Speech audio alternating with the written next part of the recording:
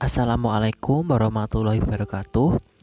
Baik teman-teman, aku Endeko Adi Setiawan akan melanjutkan presentasi untuk kelompok kami, kelompok satu ini, di mana saya mendapat materi yaitu mengenai pemikiran tafsir oleh Muhammad Abduh. Nah, langsung saja.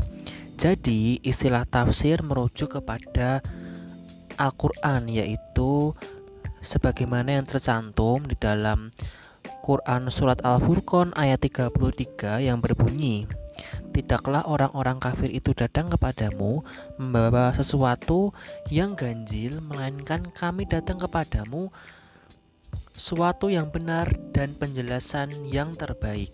Jadi maksud dari penjelasan yang terbaik ini adalah tafsir itu sendiri ya teman-teman. Kemudian dari pengertian inilah yang dimaksud di dalam lisan Al-Arab dengan kas af mugota atau membukakan sesuatu yang tertutup, dan tafsir yang ditulis oleh Ibnu Manzur ialah membuka dan menjelaskan maksud yang sukar dari suatu lafal. Kemudian pengertian itu pula yang diistilahkan oleh para ulama tafsir dengan sebutan al-idah wa al-tahyin, yang berarti menjelaskan dan menerangkan. Nah, jadi Muhammad Abduh ini percaya bahwa Al-Quran diturunkan oleh Allah sebagai petunjuk menuju kebahagiaan semua manusia di dunia ini nih teman-teman, baik di dunia maupun di akhirat ya maksudnya. Kemudian sementara itu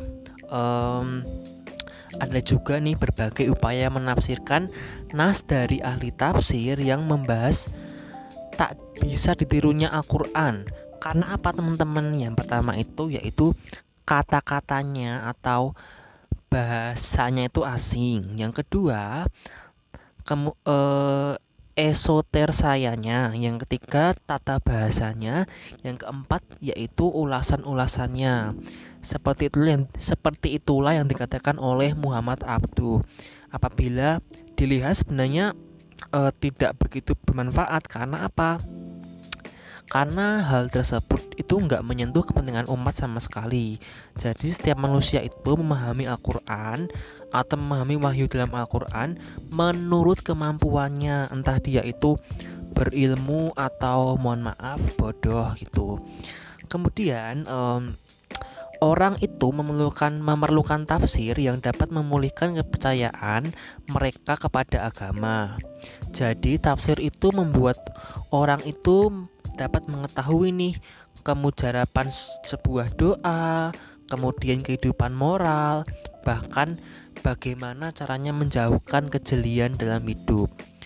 Nah, selain itu, Abduh menolak tafsir yang lazim pada zamannya, yang fokusnya adalah menafsirkan nas secara berbelit-belit. Baginya, kebutuhan yang mendesak adalah menciptakan tafsir fungsional atas Al-Quran. Kemudian untuk membantu memahami aturan, doktrin, etika, dan prinsipnya sehingga menarik dan mendorong orang untuk beramal. Selain itu teman-teman, tafsir seperti itu melibatkan pemahaman yang tuntas atas makna nas untuk mendorong kaum muslimin mengikuti ajaran Allah. Dia tidak percaya bahwa kalau orang awam dapat memanfaatkan tafsir, maka tidak lagi diperlukan ahli yang tekun memahami kebenaran makna dari setiap kata-katanya. Seperti itu teman-teman. Nah, sekarang kita masuk ke 5 syarat yang diperlukan ahli tafsir menurut Muhammad Abduh itu sendiri. Jadi ada 5 pokok dari Muhammad Abduh mengenai pemikirannya di bidang tafsir, terkhusus untuk ahli tafsir nih teman-teman. Yang pertama ya, yaitu harus tahu makna kosakata Al-Quran dan menafsirkannya berdasarkan pemahaman masyarakat pada waktu wahyu diturunkan.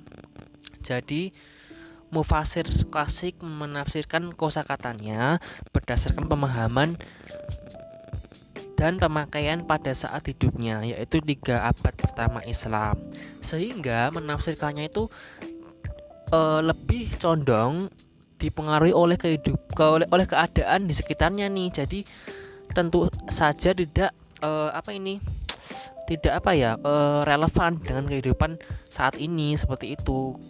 Kemudian yang kedua, harus menguasai bahasa Arab. Karena apa teman-teman?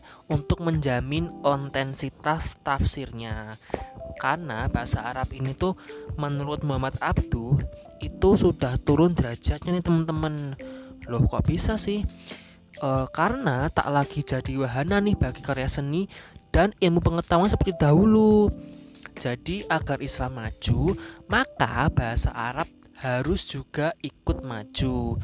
Dan ini dapat terjadi bukan dengan berpaling ke buku yang digunakan oleh di Al-Azhar, tetapi dengan kembali ke karya pakar pada saat Islam berada pada titik puncaknya. Seperti itu teman-teman.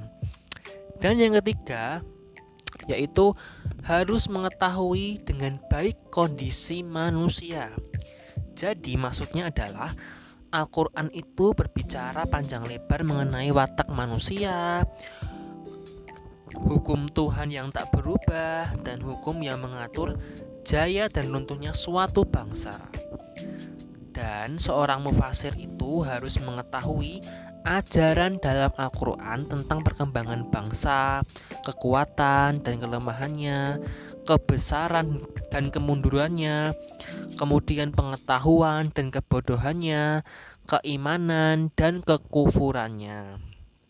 Dan poin keempat yaitu harus ahli dalam konteks periode kenabian untuk dapat memahami celaan Al-Quran terhadap kehidupan masyarakat pada masa itu, di mana pada masa itu tuh banyak banget praktik yang tak dapat diterima.